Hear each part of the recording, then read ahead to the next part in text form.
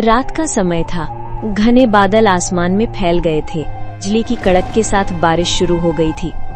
हवा में ठंडक घुल चुकी थी और पूरा गांव ठिठुर रहा था। ठंड के मारे पूरा गांव परेशान था, क्योंकि सबको पता है इस बार की ठंड लंबी जाने वाली है। आग जलाने के लिए किशन चाचा लकड़ी लेने निकल जाते हैं। बेटा रवि, जल्दी लकड़ियां दे दो, इस ठंड में अब रहा नहीं जाता। जरा आग जल जाए तो चैन मिले। ठीक है चाचा, ये लीजिए आपकी लकड़ियां। बेटा, अभी मेरे पास पैसे नहीं हैं, बाद में दे दूंगा। कोई बात नहीं चाचा, जब आपके पास पैसे हों तब दे देना। आपका आशीर्वाद ही मेरे लिए काफी है। सुखी रहो बेटा, भगवान तेरा भला करे। धन्यवाद चाचा, अब मैं चलता हूँ, बाकी जगह भी लकड़ियाँ देनी हैं। रवि लकड़ियां बेचकर घर लौट रहा था, लेकिन अचानक हवाएं भयंकर रूप लेने लगी। पेड़ झूमने लगे और बिजली आसमान को चीरती रही। हे भगवान, ये कैसी हवा चल रही है। मुझे जल्दी घर पहुंचना होगा, वरना ठंड से मर जाऊंगा। बस किसी तरह घर पहुंच जाऊं, यही दुआ है। घर के अंदर मीरा बेचैन थी। ठंडी हवाओं और बिजली की गड़गड़ाहट ने पूरे गांव को हिला दिया था। हे भगवान, रवि अभी तक घर नहीं आया। कितनी बार कहा है शाम से पहले आ जाया करो। अगर उन्हें ठंड लग गई तो क्या होगा। मीरा ये सोच रही होती है, तभी रवि घर में आता है। मीरा, बाहर बहुत ठंड है। मैं सोच रहा हूँ कल से मैं जल्दी काम निपटाकर शाम से पहले ही घर लौट आया करूँ। हाँ, यही सही रहेगा। इस ठंड में बाहर रहना मौत को बुलावा है। तुम भी ध्यान रखना, गर्म कपड़े पहनना, और हमें घर में और लकड़ियाँ जमा करनी होंगी। ये सर्दी बहुत लंबी चलेगी। सही कहा, हमें जितनी हो सके उतनी लकड़ी जमा कर लेनी चाहिए। गांव में कोहरा छाया हुआ है। सूरज की किरणें तक नहीं दिख रहीं। रवि फिर काम पर निकलने की तैयारी कर रहा है। थोड़ा कुछ खा लो रवि, फ्री जाओ। हाँ, जल्दी से खाना दो, लकड़ियाँ बेचनी है और शाम से पहले लौट आना है। रवि खाना खाकर निकल जाता है।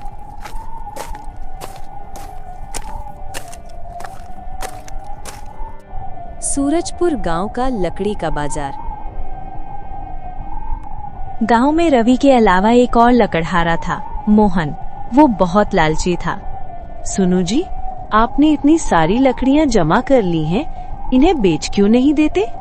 भाग्यवान, तू देखती जा, कुछ ही दिनों में बारिश आने वाली है।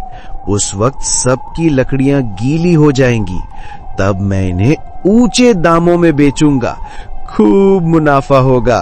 पर ये ठीक नहीं है। दूसरों की मुसीबत का फायदा उठाना पाप है। तू बस देखती जा, मैं क्या करता हूँ।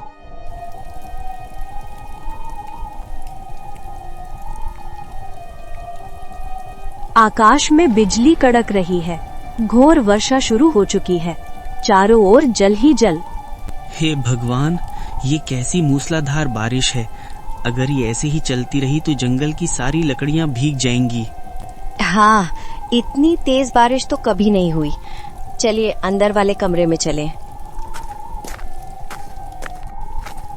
सारे गांव वाले परेशान होंगे। भगवान सबकी रक्षा करे। बस यही लकड़ियां बची हैं। अगर ये खत्म हो गई तो मुश्किल हो जाएगी। बारिश अब भी नहीं रुकी। पूरा गांव पानी में डूबा है। ठंडी हवाएं रुकने का नाम नहीं ले रही। रवि, अब क्या करेंगे? ये आखिरी लकड़ियां हैं। बस दुआ करो बारिश रुक जाए। और थोड़ी देर बाद बारिश की आवाज धीरे धीरे बंद होती है। मीरा देखो, भगवान ने हमारी सुन ली, बारिश रुक गई। हाँ, पर अब जंगल की लकड़ियां तो गीली हो चुकी होंगी। बारिश के बाद अब ठंड अपने चरम पर है। लोग कांप रहे हैं। और तभी मोहन अपने घर की सूखी लकड़ियां लेकर निकलता है।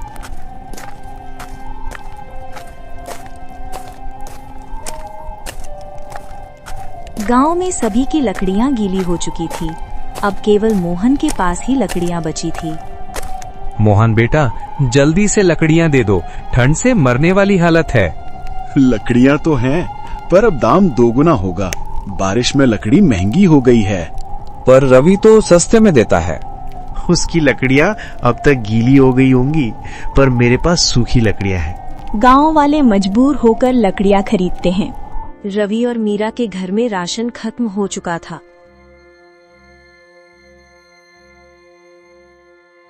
सुनिए जी, घर में अब कुछ भी नहीं बचा है, बस थोड़ी सी दाल और चावल है। कोई बात नहीं मीरा, जो है उसी में खा लेते हैं। कल कुछ ना कुछ इंतजाम कर लेंगे। दोनों खाना खाने बैठते हैं, तभी दरवाजे पर दस्तक होती है।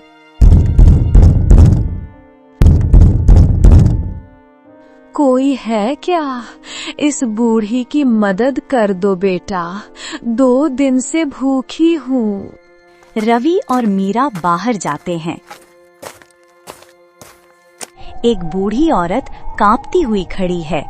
यही दादी गौरी हैं। अम्मा, इतनी ठंड में बाहर क्या कर रही हैं? अंदर आइए। 2 दिन से कुछ नहीं खाया बेटा, बस कुछ खाने को दे दो। अम्मा, ये लीजिए हमारा खाना। धन्यवाद बेटा, तुमने मेरी जान बचाई। अब सुनो, मेरे पास कुछ नहीं है देने को, लेकिन ये लो, ये कुछ बीज हैं। इन्हें अपने आंगन में लगा देना, भगवान तुम्हारी मदद करेगा। अम्मा, ये बीज क्या करेंगे? ये साधारण बीज नहीं है बेटा, बस भरोसा रखना, सुबह इसका फल देखना। दादी मुस्कुराती हैं और चली जाती हैं। सुबह मीरा बाहर आती है और हैरान रह जाती है। रात को लगाए गए बीज की जगह एक बड़ा हरा भरा पेड़ उगाया था। रवि, जरा बाहर आ। हे भगवान, ये तो सच में जादुई पेड़ है। अब हमें लकड़ी की कोई कमी नहीं रहेगी। अम्मा हमारे लिए भगवान बनकर आई थी। चलो, इन लकड़ियों को गांव वालों में बांट देते हैं, किसी को ठंड से मरने ना देंगे। रवि अब सबको लकड़ियां बांट रहा है। गांव वाले खुश हैं। बेटा रवि, तू तो भगवान का दूत है। जब सबने मुंह मोड़ लिया तो तू मदद के लिए आया। चाचा, ये सब ऊपर वाले की मर्जी है। बस लोगों को गर्मी मिले, यही काफी है। गांव वाले जय रवि कहकर ताली बजाते हैं। रात में मोहन चोरी छिपे रवि के घर आता है। अब ये पेड़ मेरा हुआ, इससे मैं अमीर बन जाऊंगा। मोहन पेड़ काट लेता है और सारी लकड़ियां अपने साथ ले जाता है। मोहन पेड़ की लकड़ियां बेचने की कोशिश करता है, पर कोई नहीं खरीदता। लकड़ियां अब सड़ चुकी हैं और उनमें बदबू आ रही है। तू वही है जिसने पहले ठंड में हमें लूटा था। अब तेरी लकड़ियां कौन लेगा? आप सभी मुझे माफ कर दीजिए, मुझसे लालच में गलती हो गई। तभी रवि वहां आ जाता है।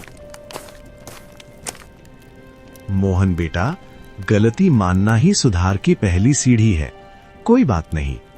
आओ, अब सब मिलकर इस ठंड में एक दूसरे की मदद करें। गांव वाले एक साथ मिलकर लकड़ियां जलाते हैं, जिससे सभी गांव वालों को ठंड से राहत मिलती है। सूरजपुर गांव की उस सर्दी में, जब ठंड ने सबको जकड़ लिया था, एक गरीब लकड़हारे की दया और विश्वास ने पूरे गांव में गर्मी फैला दी थी।